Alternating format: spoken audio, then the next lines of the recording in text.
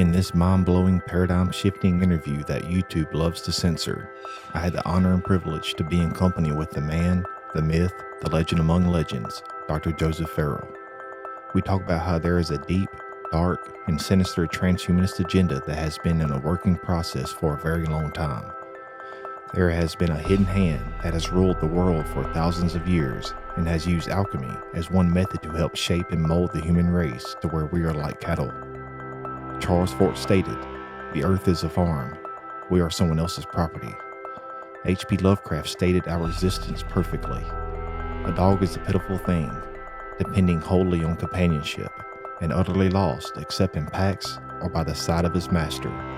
Leave him alone, and he does not know what to do except bark and howl and trot about till sheer exhaustion forces him to sleep.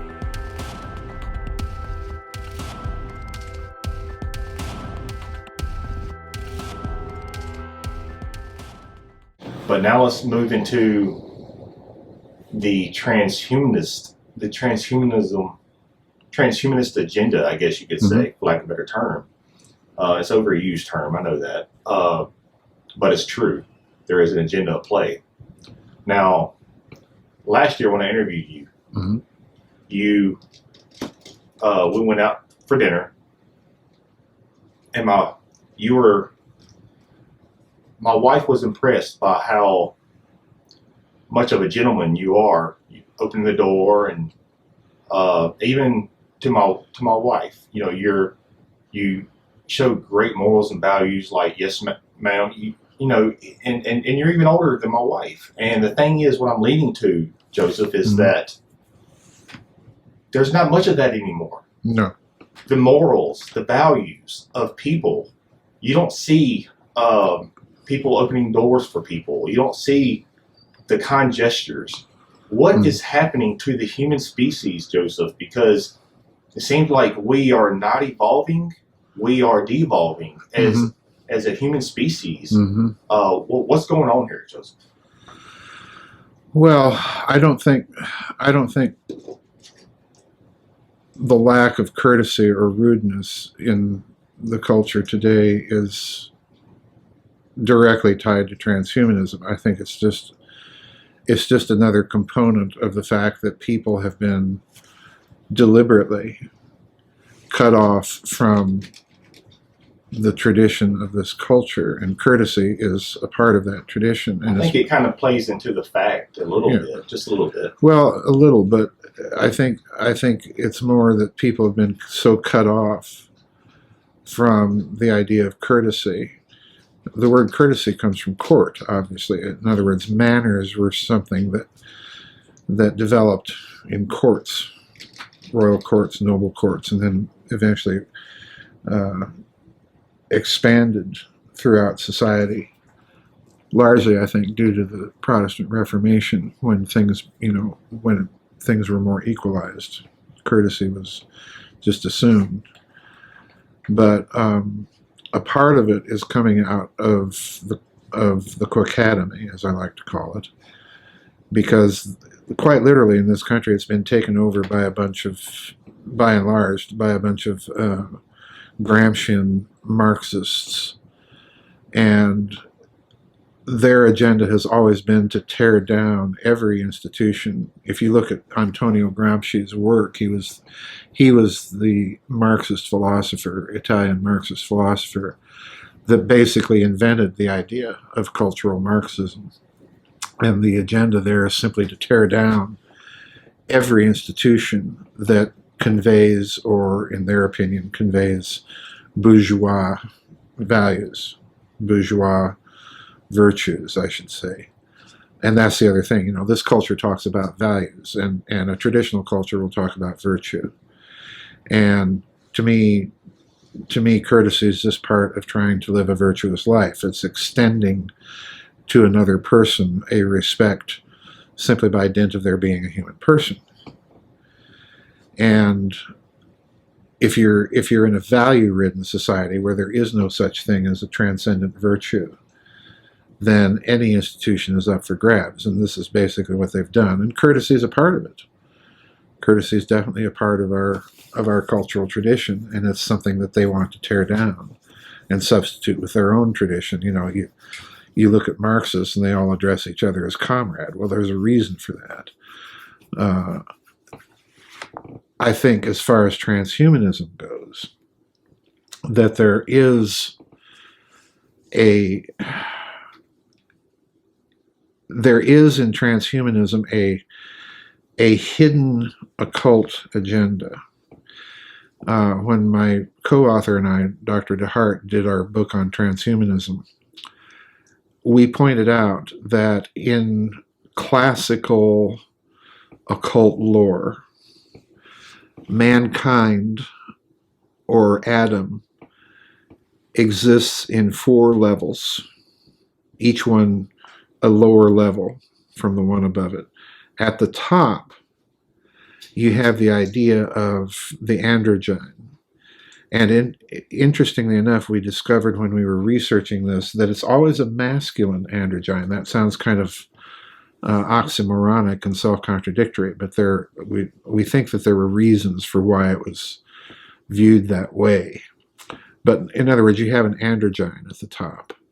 And stop and think about how just that one symbol is really driving all of this current obsession in this country with gender. 26 genders.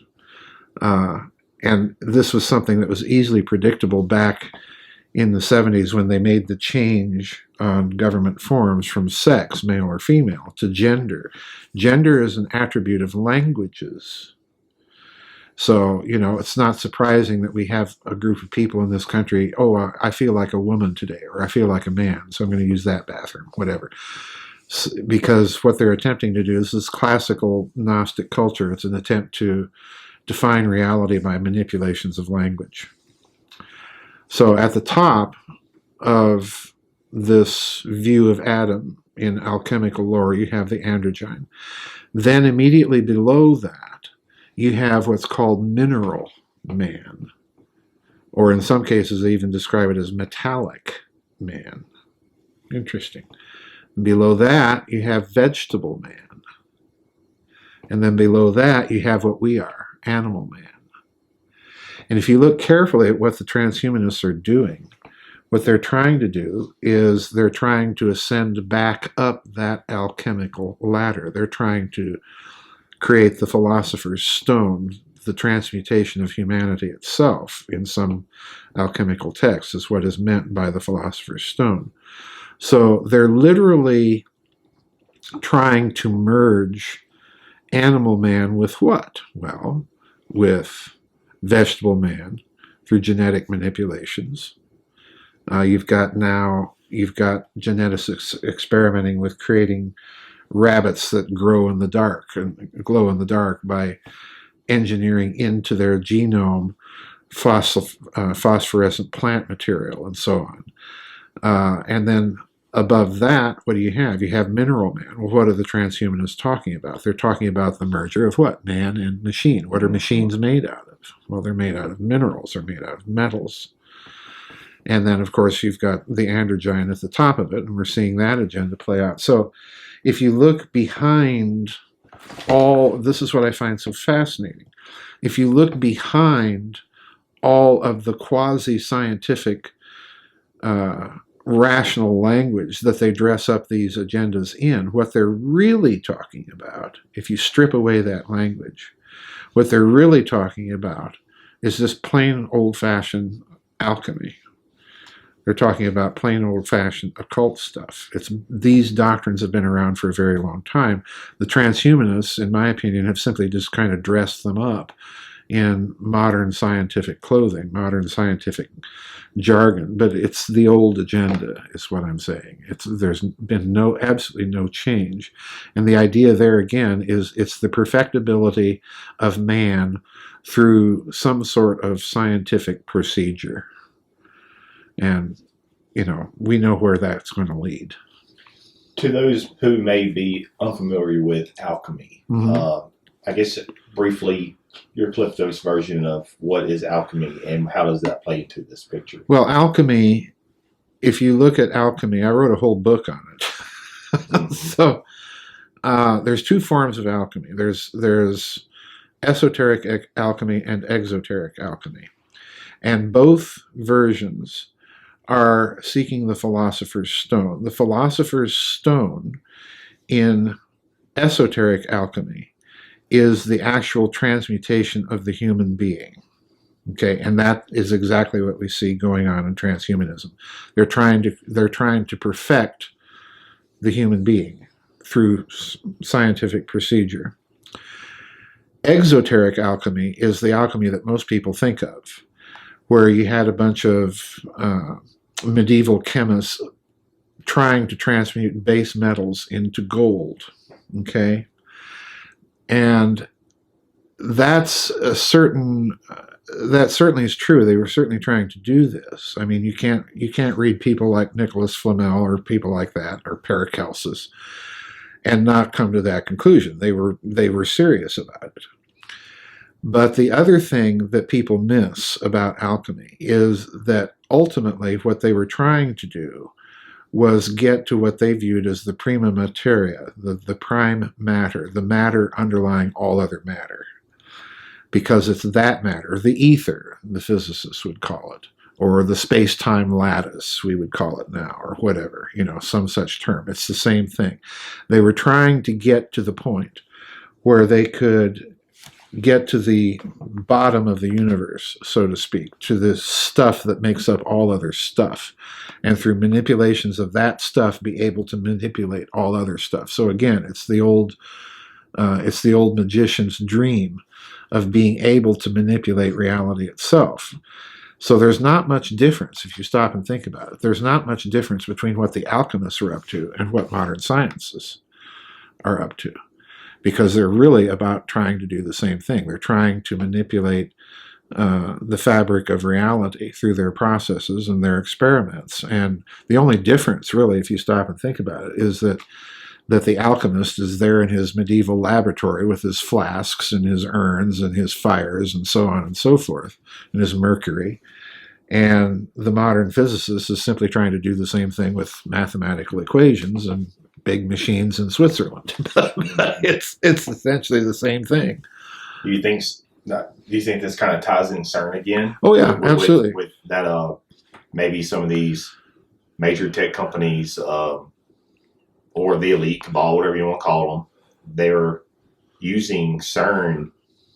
CERN is just a tool for these guys to help maybe transpire to or try to push forward maybe some of this AI transhumanist agenda. Yeah, it's all interconnected. It's coming out of the scientific quest it's coming out of the magician's desire to be able to manipulate reality according to one's wants. Again, that's scary, Joseph. It's totally scary. Of course it is. Of course it is. Of course it is. If you stop and think about it, the nuclear age is really about the transmutation of matter. Why? Well, when you explode U-235, what happens? The nucleus fissions.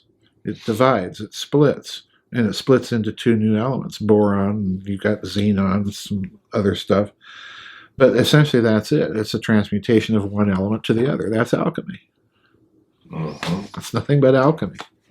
And before we get into, I want to stay on with with the alchemy subject just for a second. Mm-hmm. And we will, of course, get into more of the transhumanist agenda, transhumanism here in just a second. But, it all ties in together, of course. But for those, I guess, does alchemy play a significant role from the ancient times into the modern times? Oh, absolutely. Absolutely. You would not have, it's something that scientists don't like to admit, but if you catch them, particularly the more informed ones, if you catch them in an off moment and off the record, alchemy is really the philosophical foundation for modern chemistry. Because what alchemists were really doing were chemical experiments. They were trying to achieve these transmutations through merely chemical processes. Now, you read the literature, alchemical literature, and it's very bizarre. I mean, some of the stuff that they were up to, sounds kind of like our sex robots that we were talking, because it's literally that bizarre. They were doing things that was so out of the box, particularly for that time period. But the key here is that alchemy had the idea that all matter, all material things are basically combinations and recombinations of a few very basic elements. In their case, earth, wind, fire, and water. The old Platonic Aristotelian elements. And then there was the fifth element, which was called the quintessence, the prime matter that was behind the other four. But if you stop and pare away the jargon that they're using and simply look at the concept itself, what they're saying is all matter can transmute into other matter. And, this is basic to modern chemistry. This is certainly basic to modern nuclear physics and so on. So they're not talking about something that's all that different from what the modern scientist is talking about. The real question is, why would they have that idea in the first place? Well, interestingly enough, if you look at the word alchemy, where is most alchemy coming from in the Western tradition? Now, there's Chinese alchemy, which is also very interesting and very abstruse. But where is our Western alchemy coming from? Well, it's coming from Egypt. And what's the ancient name for Egypt? Alchem. And if you look at the belief system of the ancient Egyptians, they certainly had this idea that there was an underlying ether or space-time matrix or continuum or whatever. They called it Ma'at, or to use the Star Wars term, the Force, which was neither good nor evil. It was just there, and you could manipulate it if you knew how. And if you look at the way the Egyptian language, the hieroglyphical language worked, it's very interesting that it works by a process of analogy. Those strange symbols were deliberately chosen in order to force you to think of reality at a multitude of levels. Again, we're thinking in terms of the music of J.S. Bach, and it's interesting to look at music. What is that kind of music doing all the time? Well, it's taking little bits of information, musical information, and constantly performing permutations or transformations on just that little bit of information to create these enormous pieces out of one little bit of information, simply through processes of recombination. Turn it upside down, play it backwards, play it forwards, speed it up, slow it down, turn it upside down, all of this stuff. But it's the same bit of information. So the Egyptians had this idea of information as being very analogical in nature. And lo and behold, if you look at the height of the Western musical expression in the 18th century with some of those composers, interestingly enough, the music theory treatises of that time borrowed terms from alchemy in order to express what they were trying to do in music.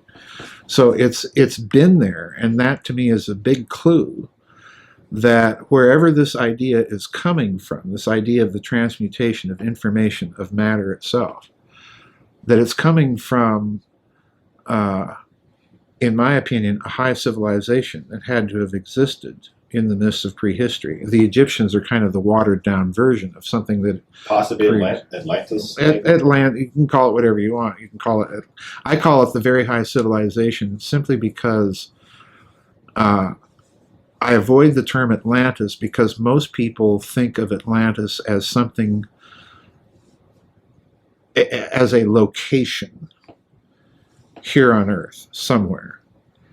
But if you read Plato, Atlantis is really about a concept. It's about a pre-existing high civilization, wherever it may have been, that had certain ideas about reality.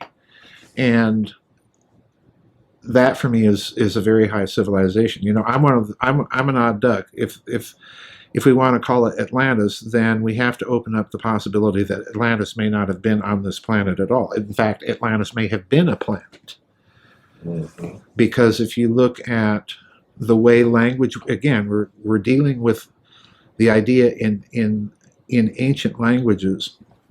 There's even an academic term for this. It's called paronymasia, where words, and you see this particularly in the ideograms of cuneiform, because if you study the ideogram, they're shapes, and they're designed to communicate several concepts at the same time. It's multi-layered. It's not just one, it's not just a melody. It's not just one line of music. It's several lines of music. It's several lines of meaning. So this idea of a multi-layered set of language, well, what does the term abyss mean to the ancient? Well, abyss means the oceans. The abyss can mean the heavens, space, outer space, the abyss. The deep beyond. The deep beyond, and so on and so forth. So Atlantis, what does that mean? Well, it can be a continent, it could be a place, it could be a planet that sinks into the abyss somehow, meaning space. So I think if you look at the Atlantis myth, just like you have to do with the ancient Egyptian hieroglyphics, you have to be thinking on a multitude of levels at the same time, and they're all true. It would be, our modern approach is, and again, our modern approach is another reduction. This is why it's so difficult for the modern musical ear to listen to somebody like J.S. Bach. Why? Well, you have, 10 lines of independently moving melody. It's not a melody with boom, boom, boom, the jungle drum beat going on and somebody picking out a tune on a bass guitar. It's several independently moving lines of music all at the same time. And they're all, quote unquote, true. This is the way you have to think about ancient languages. This is the way you have to think about ancient myths. Each level of meaning is genuinely present in those myths. So that, yeah, Atlantis can be some lost civilization in the Atlantic Ocean. Atlantis might be Antarctica, because what's Antarctica? It's a continent underwater. It could be a planet, You have to think on a multitude of levels at the same time. That's the way those languages worked. Now, with this alchemical knowledge, the practice of alchemy, and you touched on it a little bit, but how did this knowledge come to ancient man? Was it passed down by the gods? Well, I think it's a both-and case. Most of the ancient religious myths around the world, doesn't matter where you turn to, the Vedas, you can certainly look at the Popol Vuh, the Mayan Popol Vuh, the Greeks, Christianity, Islam, Buddhism. There's some notion of a paradise that we fell from.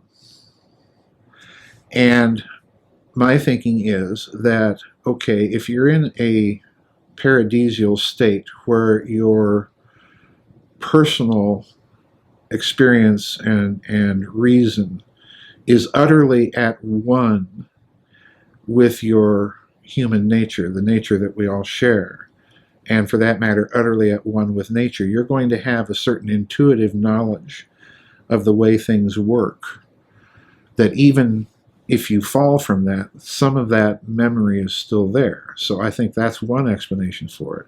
And then again, you look at many of those traditions, Popol Vuh, the Vedas, and so on. There's the ancient Mesopotamian texts, ancient Egyptian texts.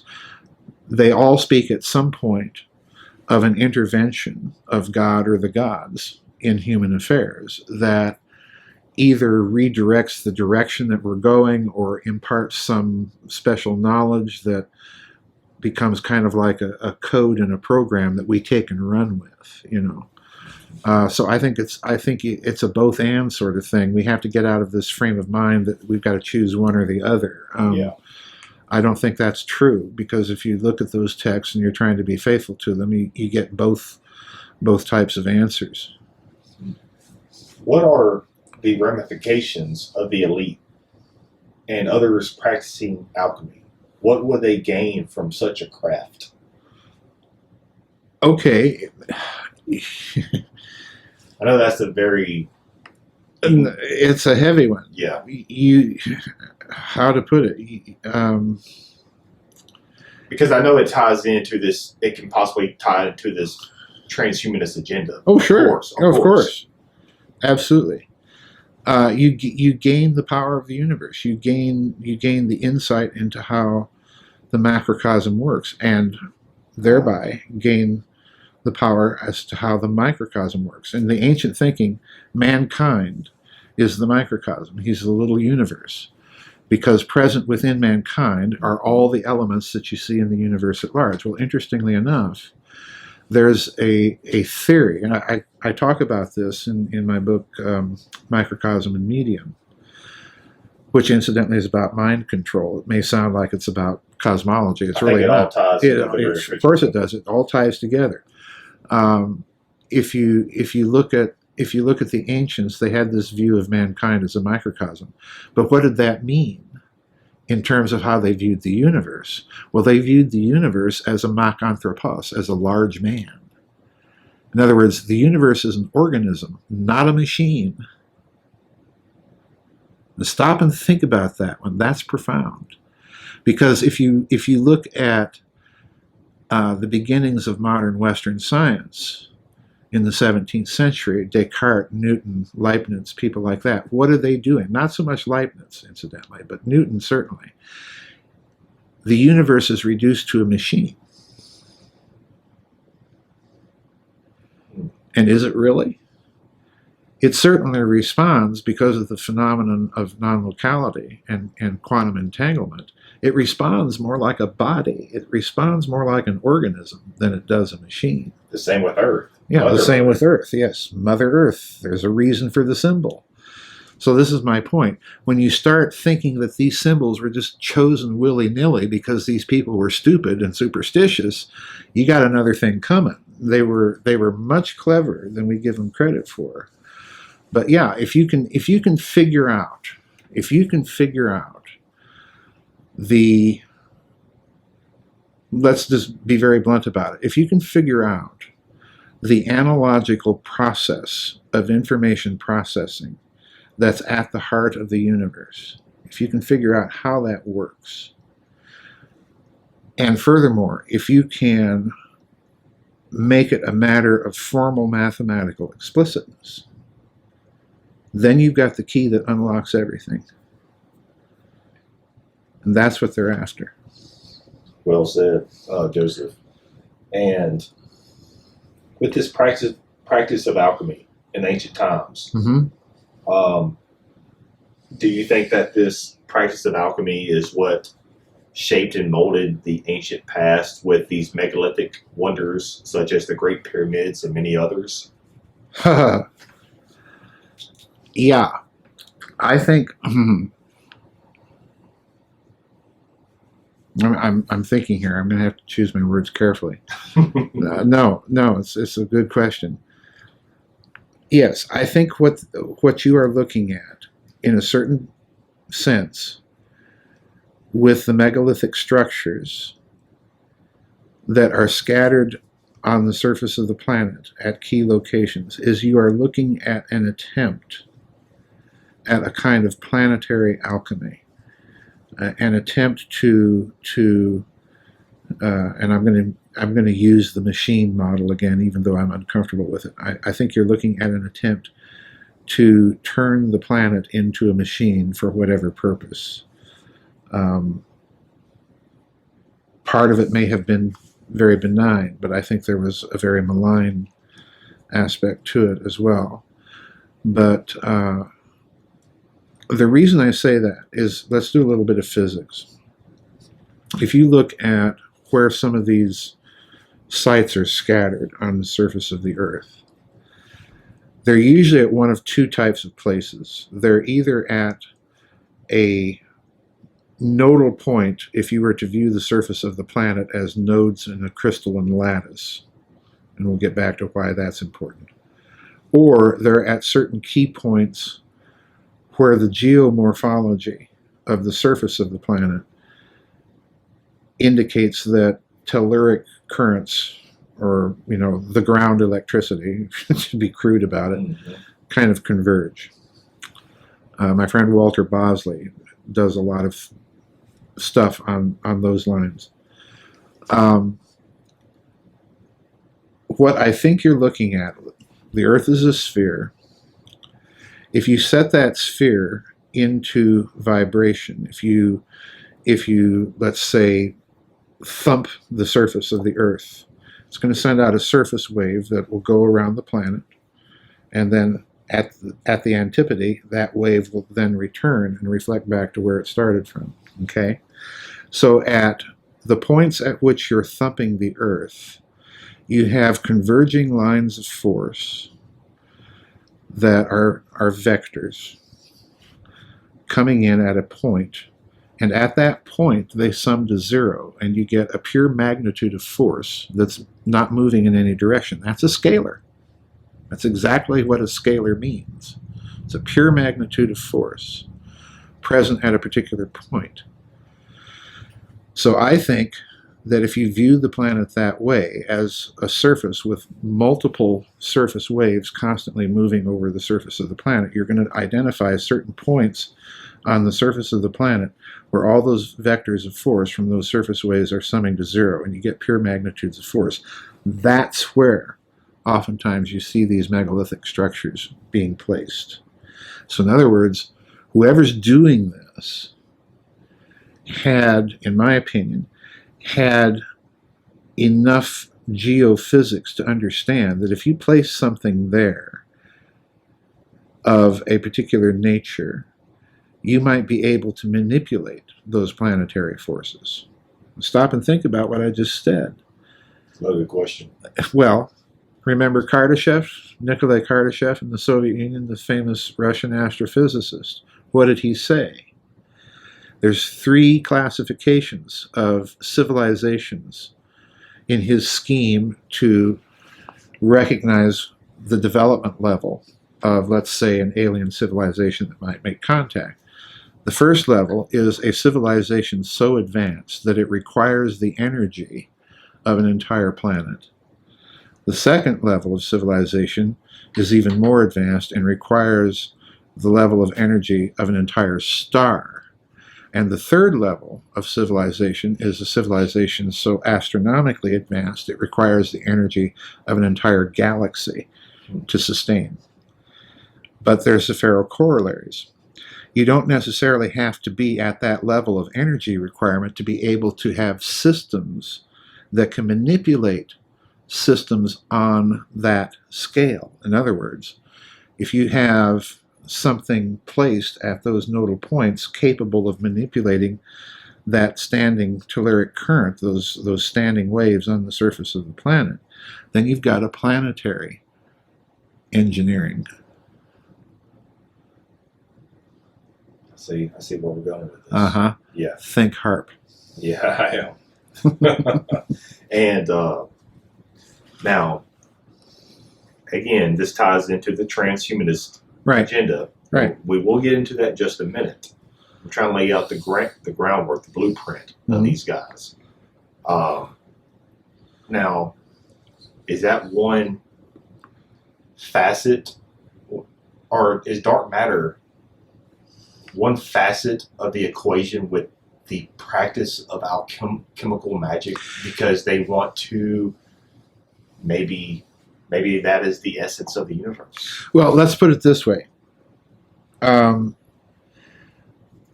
There are a number of patents that you can look at, or there's thought even out there, that if we are ever to, so to speak, become a genuinely interplanetary or even interstellar civilization, that it's going to require the discovery and use and ability to use exotic forms of matter. So if you go online and just do a little digging, you'll discover that they are playing around with room temperature superconductors. They're playing around even with the idea of dark matter as a propulsion source, and so on and so forth. new forms of gold that they've recently discovered, and so on. And this, this has been written up on phys.org. So in other words, it's not a fly-by-night thing here. This is an established, reputable physics website. It doesn't take you very long to see that there's an extraordinary quest in all numbers of ways to create exotic forms of matter for whatever purpose. Quantum computing, you name it. It's out. Propulsion, you name it, it's out there.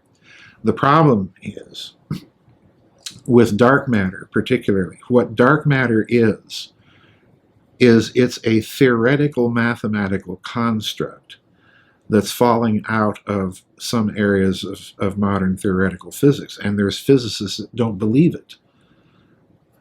They have problems with the model itself, and it's fundamental, what they're saying. There's a fundamental problem. Ultimately, this is coming out of general relativity. So that's the problem. I think ultimately you're going to see physics return to some notion, updated version of the ether that was around in the 19th century. And the other thing that I think is crucial here is that the more physicists press their theories, they keep bumping up against the phenomenon of consciousness. And if there is a materia prima, so to speak, that creates everything else, I think that's going to be it. In other words, we're literally getting out of the mechanistic machine model in physics, and we're returning to a model where mind or consciousness is the primary substance with which we have to contend. And again, you see this being reflected in physics with people coming up with information theories as the basis of cosmology, not, masses and bending light and relativity and all that stuff. So there's a big shift going on, and I want to emphasize this, we're just at the beginning of this. We're just at the beginning of this. This is something that's just kind of started in the last maybe 50 to 60 years, but it's really gotten a big push in the last 20. And I think it's only going to increase. There's no doubt in my mind about it.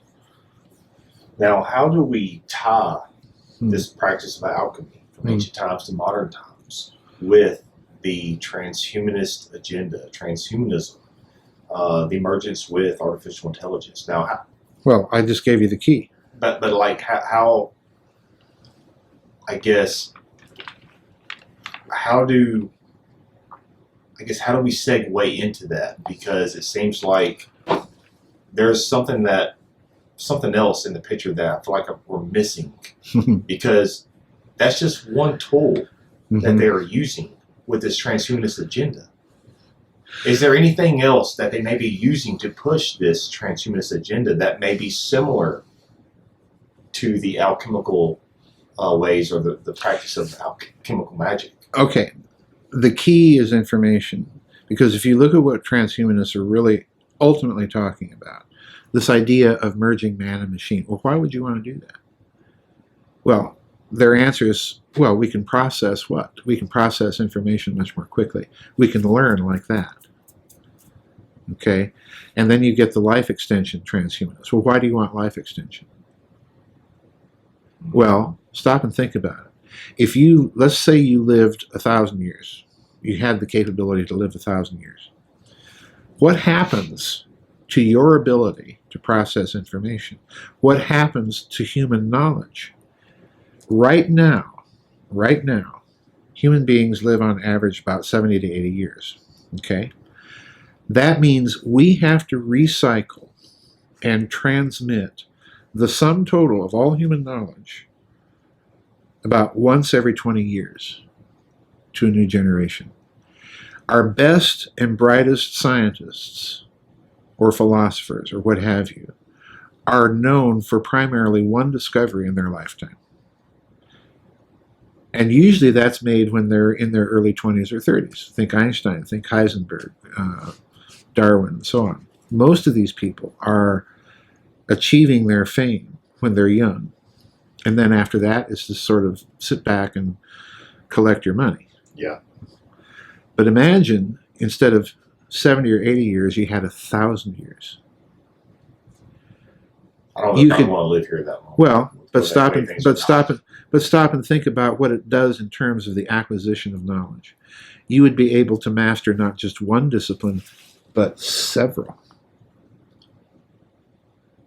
I don't mean to stop your roll right there, Joseph. I don't want to get blasted because some people may say, "Why are you stopping Joseph? He's on a roll." But before I forget, Joseph, because I don't. Now, how if that could the practice of alchemy be another reason of with this transhumanist agenda that because let's say with this 1,000 years that you're speaking of, if we had the means to live that long, could our brains compute that much information? Sure. Or do they need a more advanced human being? Like maybe that's what they're trying to push. Well, that's what they're trying to push, but stop and think about it. Right now, we use on average, so they say, about 10% of our brain. About 10% of our computational power. Stop and think about that. Think about Albert Einstein using 10% of his brain. Yeah. Okay. What makes that alchemical is this whole idea of life extension and the ability to process so much more information, learn so much more. You could learn not just one musical instrument in a lifetime, you could learn all of them and do it with fluency. One aspect of alchemy that I did not mention was that the philosopher's stone is sometimes called the philosophical elixir. And that elixir was said to be able to have tremendous healing property as well as longevity. So again, you're talking about transmutation of matter into something, one thing from another. So again, it's a very alchemical agenda behind all the jargon. The problem now is, let's go back to what we said earlier about the reduction of reason to mean mere ratiocination from the idea of reason being something that incorporated that, but also included the human passions, our emotional life, virtue, and so on. If you incorporate that into the picture, then what does a long life mean? Well, it means, let's say, Mother Teresa had 1,000 years to be Mother Teresa. Well, she's going around doing lots of good things in 1,000 years. Gets a lot done. But by the same token, let's say Joseph Stalin had 1,000 years to live. So in other words, mere life extension doesn't necessarily solve the moral dilemma, because evil will become, you think they were bad now? You're always going to have yin and yang in the picture. Yeah. I don't particularly want to be kicking around with people like that, or let's be blunt, with people like billionaire busybody Gates, or people like that with 1,000 years to live doing what they do. Talk about screwing things up, that'll do it. So, again, mere process, mere scientism doesn't get us anywhere. If you exclude that moral component, if you exclude that component of the human reason, it won't get us anywhere. And they keep trying the same old thing, and it's not going to work. Now, with going back to the ancient times, you said a lot of this originated in Egypt and the Egyptians and elsewhere too. Now, with let me think of I wrote it down so I could bring it up later, was the Library of Alexandria. Do you think that was one reason? Maybe you had people that was practicing alchemy and others advanced ancient technologies back then, and then you would have the Crusaders or whoever that no, that's evil, whatever. And they Crusaders didn't have anything to do with the Library of Alexandria. well, you'll have the ones they didn't want this information to get out there, or something happened. But do you think that the transhumanist agenda or other sinister agendas out there will be more advanced, be more, I guess, into the elite's favor today if a lot of these technologies weren't lost back in the ancient times? Does that make any sense? Well, let me see if I can rephrase it. I think I'm getting what you're trying to ask. I think what you're trying to ask is, how old is transhumanism? Yes, in a way, yeah. All right, transhumanism is very old. It's been the agenda, so to speak, ever since the fall. It's been the agenda ever since what I've been calling the cosmic war, is to get back to where we were. And the way we're going to get back there is through science and this reduction of human reason to ratiocination. That's what they think. So in that sense, the agenda is very, very old. And it's the unifying factor, if you will. It's the unifying ideology behind those ancient elites and the modern manifestation of them. Because it's the same, pardon my French, it's the same damned agenda. No, you go lay down. You go lay down. She wants to join the conversation. She wants to join the conversation. No, you go lay down.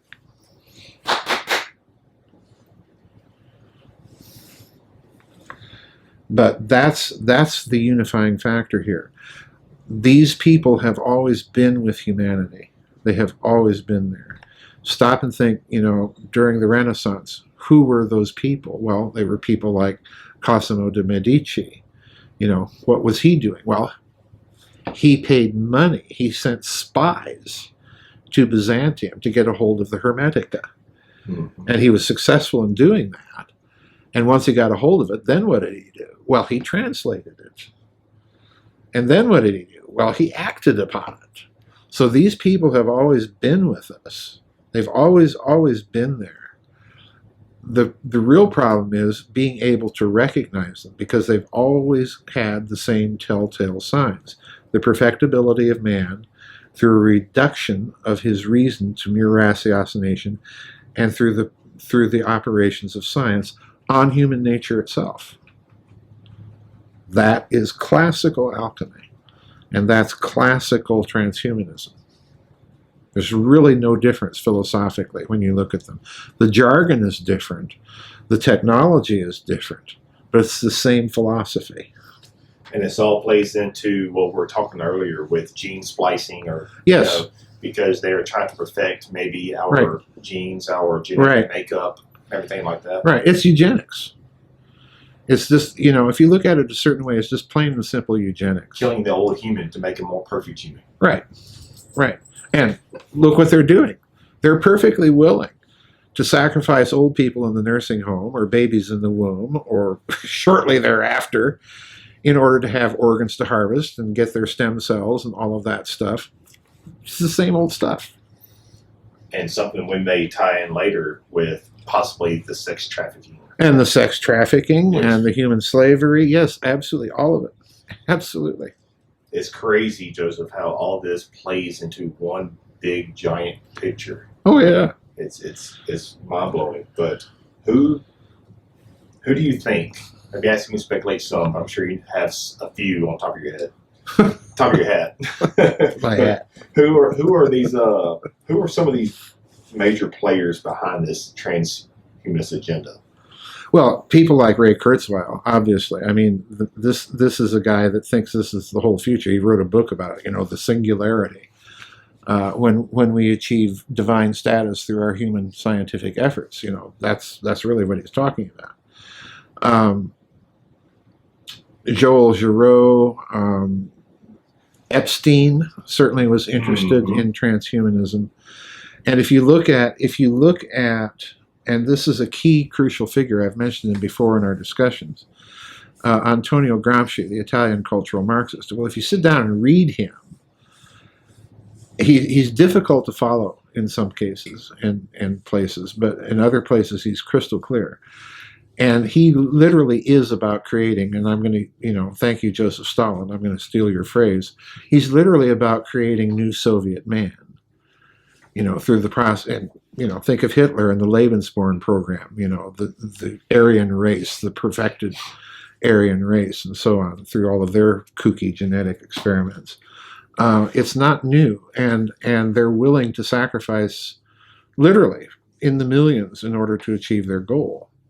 So it's not a new thing. What scares me, and people don't stop to think about this, but there's evidence of this genetic tinkering in the Bible, in the Mesopotamian texts, and so on.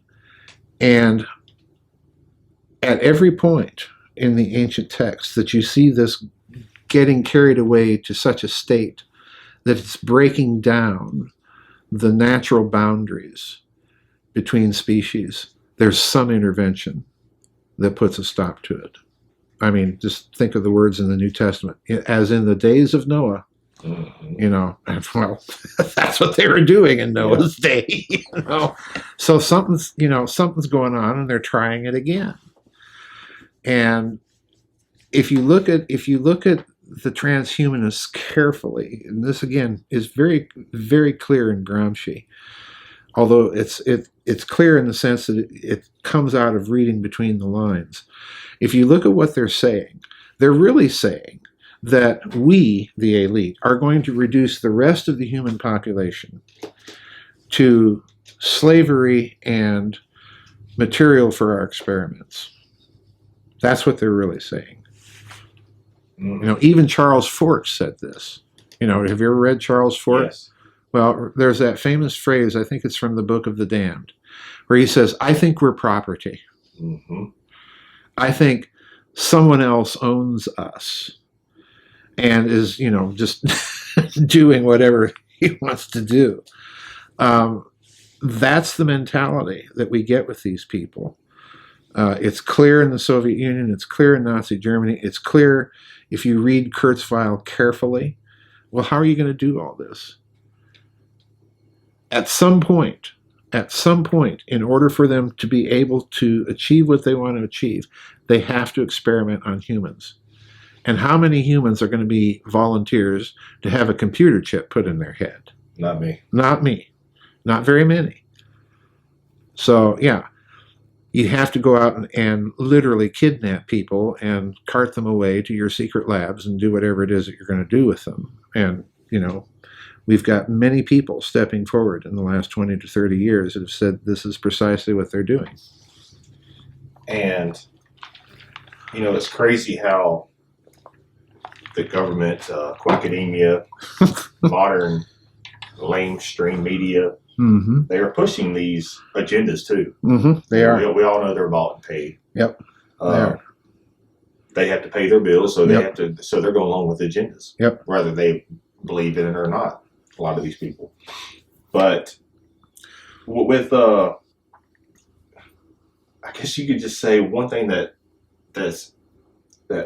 frightens me. You talked about transgenderism mm-hmm. earlier. Mm-hmm. And it's clear as day, you can see it happening. They are pushing this in movies, TV shows. They're pushing it in elementary schools. Exactly. Genderless mm-hmm. restrooms. Mm-hmm. Now, it's crazy because they are, like, again, you talk about your book, Mind Control. Mm-hmm. This plays into the picture too because yes. they are brainwashing the yes. younger generation to where they grow up into a world in the future where this is all acceptable. Yeah, yeah. I know some transgendered people, and they're totally opposed to this. They're totally opposed to this, which to their credit. The problem with transgenderism, as far as I'm concerned, is it's nothing but a resurgence of Gnosticism in its most blatant form, because again, Gnosticism is basically a technique for trying to manipulate reality through manipulations of language. And sooner or later, reality comes back and bites you in the you-know-what. For me, it's a telltale sign, specifically with the transgender issue, that they target children. They target people who do not have the experience to know one way or the other, really, what these adults are telling them. They're targeting innocence. And that, to me, is the telltale clue that what's behind this is ultimately a cult. Because if you look at techniques of mind manipulation, or for that matter, some strains within occult practice, you deliberately target innocence for the express purpose of, and this may sound strange to a lot of people, but for the express purpose of unhinging the inbuilt, God-given moral conscience of the individual doing it. So in other words, it's not really the children that are the targets here. The target is the person doing that to them. Because once you traumatize innocence, that trauma unhinges that aspect of the person who's doing it, unhinges that aspect of their own soul. It's the cremation of care ceremony at Big Sur at Bohemian Grove. Yeah. Once you participate in a symbolic or real act like that, what you're doing is you're committing an act of ritual mockery. And once you commit that mockery and tear down those last walls, then you've turned your back on your own moral conscience and are then, in their thinking, able and willing to do anything to achieve power. That's what's scary about all of this to me. All right, Joseph. You brought up a great point a while ago.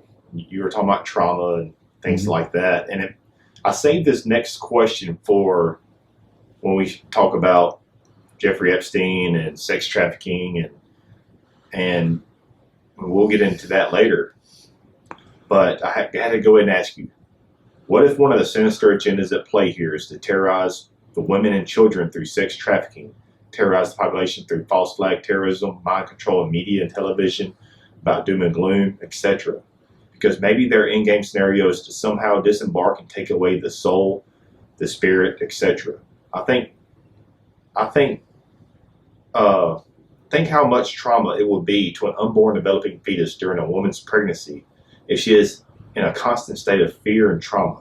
There is no telling what it is doing to that unborn, possibly eradicating the soul of that baby. What's your thoughts on that, Joseph?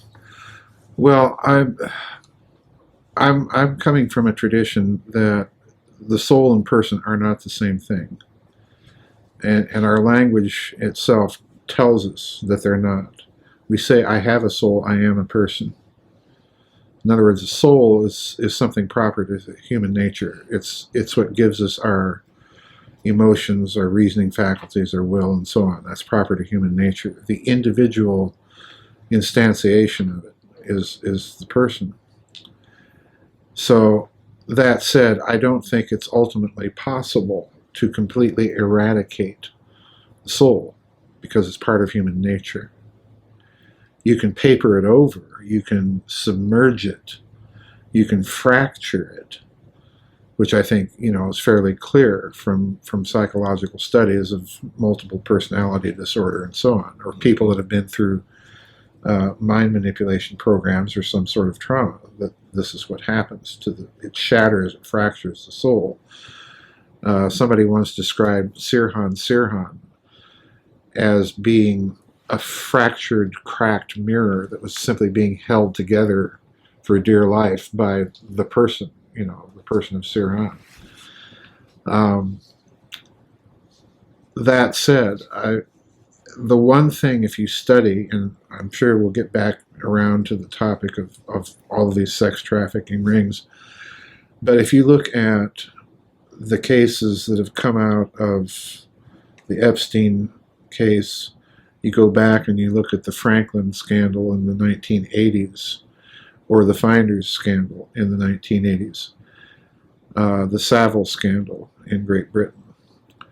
The thing that they all have in common is the deliberate induction of trauma, not only in the victims, but as I said before, the real goal is to get people to do that to other people.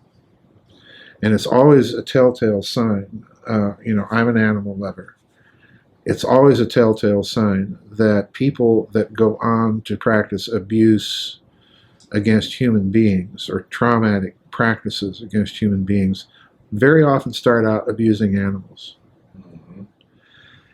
So in other words, there's this, you have to have the presence of innocence in order to make this work. Children, mothers, carrying babies in the womb or even after, and we're in a society right now that, we're killing infants in the womb in the tens of millions around the world right now, and hundreds of thousands in this country every year. And that has, I think, a traumatizing effect on society. I mean, just look at the New York State Legislature. They applauded, for all intentions and purposes, an infanticide bill.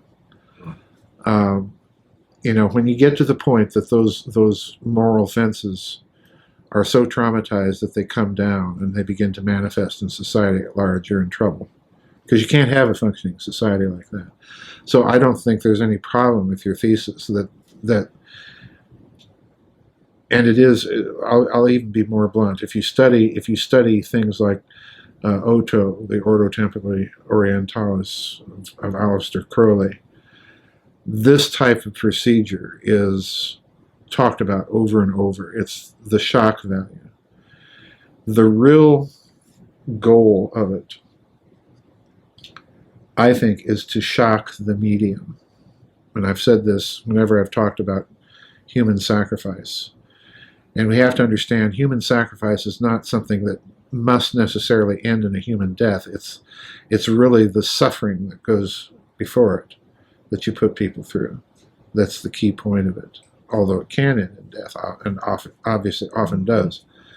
But it's to shock the medium. And what do I mean by that? Well, the medium is quite literally, in this case, humanity itself. Because humanity is what? Humanity is the physical observer of the physical medium. Mm-hmm. And if you want to bring about macrocosmic effects from the observer effect, what do? Well, you shock humanity itself. You commit barbarous cruelty in order to create that shock effect.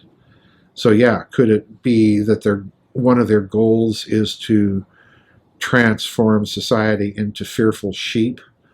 Yeah, absolutely. Absolutely. And with this transhumanism, I'm looking at it right now. I just Googled transhumanism, and it's everywhere. Yep. This one article off the Guardian, and you just covered this: no death and enhanced life Mm-hmm. is the future transhuman, Mm-hmm. with a question mark. Mm-hmm. And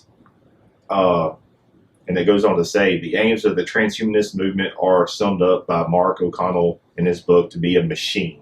Mm-hmm. I'd be afraid to even read that. Well, stop and think again. Look at the reduction that has just occurred, even in Google's version of this. Is the ability to live long, or perhaps even forever, is that the same thing as everlasting life? In the transhumanist version, it is. Yes. Because there is no more, there's no God, there's nothing transcendent. It's all just a value system. Mm-hmm.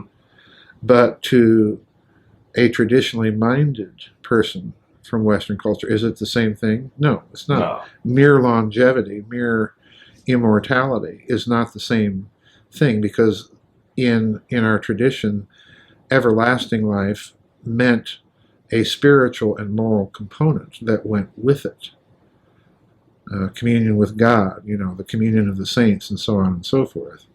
So there was a different connotation to it. It wasn't mere longevity. It wasn't something that, was replace this body part with another body part, like we're a machine.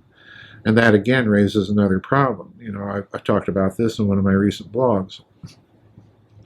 We've got cases now where they're growing human organs in monkeys and pigs. And I pointed out that, number one, when you put that animal to death, what are you really saying about your value system for life, number one? Because the higher beasts do have some sort of conscious awareness. They do have some sort of emotional life. And number two, there are cases where people who've had organ transplants from, donors that have died or whatever, experience the memories of the donor. So now what happens when you start putting organs grown in pigs and monkeys and so on and so forth inside of human beings? Could you end up with bestial behavior, quite literally? Possibly. Could you end up with an effect on human memory and human thought and human emotions? Possibly.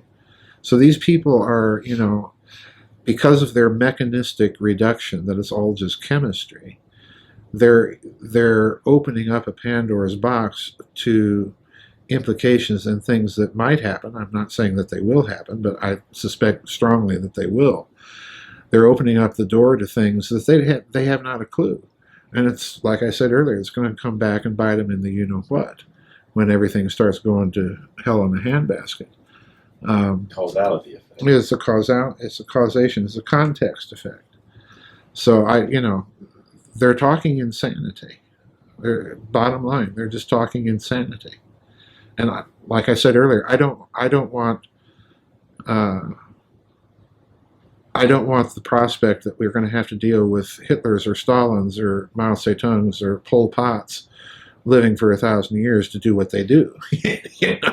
That's not a future that looks very bright to me. And this is going to be the segue point into our next conversation here in a little while after our break. If you go to news on Google News, the category, and type in transhumanism, you see what pops up? Yep. Jeffrey Epstein. Jeffrey Epstein. Yep. All right, here we go. This is off Refinery 29. What is transhumanism and why is Jeffrey Epstein into it? National Review, Jeffrey Epstein, a narcissistic transhumanist. Off the Slate, or off of Vanity Fair, Jeffrey Epstein wanted to have... I'll go ahead and say it. I'm no holds barred. Jeffrey Epstein wanted to have his penis frozen and brought back to life in the future. Come on now. I've heard some crazy things that were said about Jeffrey Epstein. And then, it goes on and on. Well, this is how crazy they are. That's a reductio right there, as if his whole existence as a human being is bound up with his penis. Talk about a shallow life. You can't get more reductionistic than that. Let's have immortality organ by organ. It's just wow. Yeah, wow. there's no other word for it but wow. So frankly, I want it to be attached to the rest of my body. If you're going to freeze me, do the whole thing.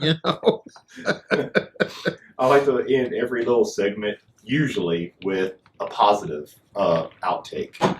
Now, or maybe the truth if there is no positive future. Now, how do you think the future will play out with AI and the transhumanist agenda?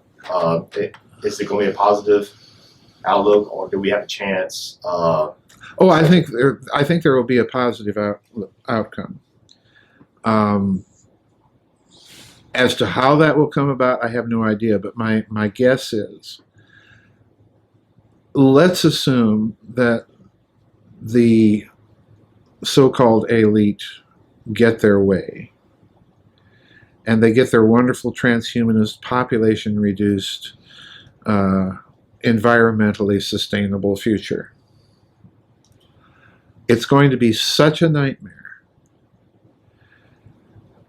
that whatever humanity is left on this planet, I think, is just absolutely going to rise up and either overturn it, or they themselves are going to bring down the system that they've created. Because ultimately, it can't work. And it can't work for one very simple, fundamental reason, and that is it's unhuman. It's inhuman. And you can't run a human society.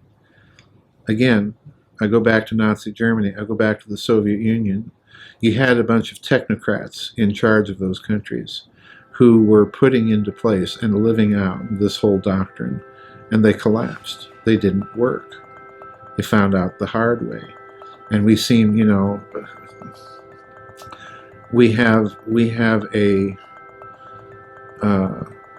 radical socialist element within the Looneycrat party in this country. And, they're hell-bent on trying it again. Well, we can make it work because we're Americans. We're the exceptional nation. Well, I call that the same kind of hubris that we saw in Nazi Germany that led to all of that. These systems don't work. They never have, they never will, because they're inhuman and they're anti-human.